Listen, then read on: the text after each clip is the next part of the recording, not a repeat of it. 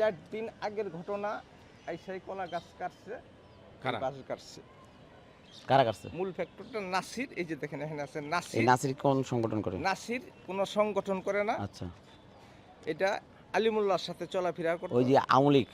আওয়ামী লীগ। ইলিয়াস মানে eastern housing যারা রাজত্ব করতো এক সময়। নাসির মানে আওয়ামী লীগ করে আলিমুল্লাহর লোক। আলিমুল্লাহর লোক। আপনি যে ইস্টার্ন হাউজিং যে মাতবুরি করছে, হ্যাঁ, যে তোরা কিভাবে থাকস এখানে দেখুন। বিভিন্ন কথা বলার পরে তখন আমি ফোন দিলাম থানায়, পল্লবী থানায়, রূপনগর থানায়। হ্যাঁ, তখন আমাকে যে এখানে চন্দন আসছিল যে আপনারা যদি অভিযোগটা করে থাকেন অভিযোগের কাগজটা নিয়ে থানায় আসেন আমাকে। আচ্ছা, বিভিন্ন ভাষায় যে অকারেন্স গালাগালি করছে তা তো আমি তো করতে পারি না, মোবাইল মানে রেকর্ডিং করতে পারি না, মানে রিসিভ ছাড়া রোকে ছাড়া আর দুইটা আর পারি না। পরে আমি থানায় গেলাম। থানায় যাওয়ার পরে অপারেশন ওসি আমি চিঠির কপিটা দেখাইলাম। তখন ডিসি স্যারেরও ফোন দিলাম। তখন ডিসি স্যারের সাথে আমিও কথা বললাম। হ্যাঁ, ওই যে মুস্তাক সাহেব। এখন অপারেশন ওসি ফোন দিল নাসিরকে, মোবাইল কাটে, রিসিভ করে না, মানে এরকম কয়েকবার করলো। পরে যখন অপারেশন ওসি বলল, পরে তখন ফোনটা রিসিভ করছে। এই গন্ডগোলটা আমি গতকালকে অবগত ছিলাম না, আজকে আসলাম। গতকালকে রাত্রে আপনারা জানেন যে গণপ্রজাতন্ত্রী বাংলাদেশ সরকারের যে ক্রীড়া এবং যুব বিষয়ক মন্ত্রী আমিনুল হক সাহেব কানাডায় অবস্থানরত ছিলেন। উনি গতকালকে রাত্রে এসেছেন, এসে আমাকে ডেকে বিষয়টা অবগত করেছেন এবং ওনার অবগত কারণেই কিন্তু উনিই আমাকে এখানে পাঠিয়েছেন যে আজকে বিষয়টা জানার জন্য।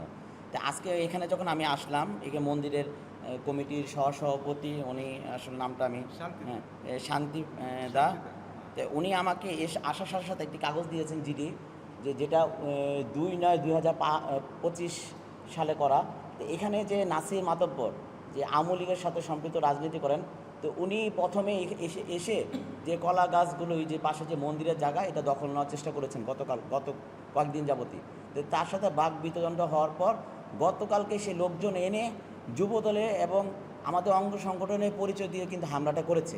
নাসির মোল্লা যে সে আমলি করেছেন, সে উনি বলেছেন, এটা ওনার কাছ থেকে আমি নামটা জানা, এবং এই জিডিটা কিন্তু উনি করেছেন, উনি আমাকে দিয়েছেন যে 2025 সালে করা জিডিটা। এখানেও নাসিরের নাম উল্লেখ আছে। তো এই নাসির গতকালকে এসে লোকজন এনে হামলাটা চালিয়েছেন, এবং হামলার যখন শুরু করেন তখন কিন্তু এই যুবদল আমাদের অঙ্গ সংগঠনের নামগুলি আসছে। তো আমি যখন প্রশাসনের কাছ থেকে নামগুলি জানলাম, তখন আমি এই নামে আমাদের অঙ্গ সংগঠনের কারো যুবদলের কারো নাম আমি পাই নাই, যার কারণে কিন্তু আমার এখানে আসা, এবং আমিনুল ভাইয়ের আমাকে পাঠিয়েছেন যে বিষয়টা অবগত হওয়ার জন্য। আসলে এই বিষয়টা জায়গা জমির বিষয়।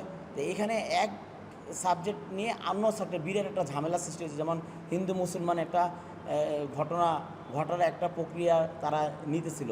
আপনারা জানেন যে দেশে দুইটা সরকারকে বিব্রত করার জন্য দেশে এবং বাইরে থাকা দুইটা দলই সরকারকে বিব্রত করার জন্য নানা ধরনের ষড়যন্ত্রে লিপ্ত হচ্ছেন।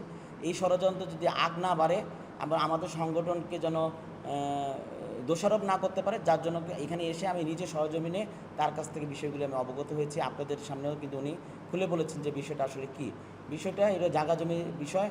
নাসির মোল্লার সাথে তাদের জায়গা জমি একটা বিষয় ছিল, সেই এসে এখানে কলা গাছ যে ছিল গাছপালা সে কেটে দিয়েছে, এবং আক্রমণগুলি তারাই করেছে। হাসিনা পতনের পরে কিন্তু আমাদের এই যে আমাদের নেতাকর্মীরা কিন্তু মন্দির পাহারা দিচ্ছে, তাই না? আমাদের দলের জাতীয়তাবাদী দলের কোনো নেতাকর্মীদের কোনো প্রবলেম আছে না? আপনার কোনো সমস্যা আছে? কোনো সমস্যা নেই। আমি সাথে সাথে অপারেশন ওসিরে পাঠালাম যে দাদা এটা কিন্তু অ্যাঙ্গেলে কাজ করতে আসছে। এটা দুপুরের ঘটনা, পরশু দিনের, কালকের আগের দিন।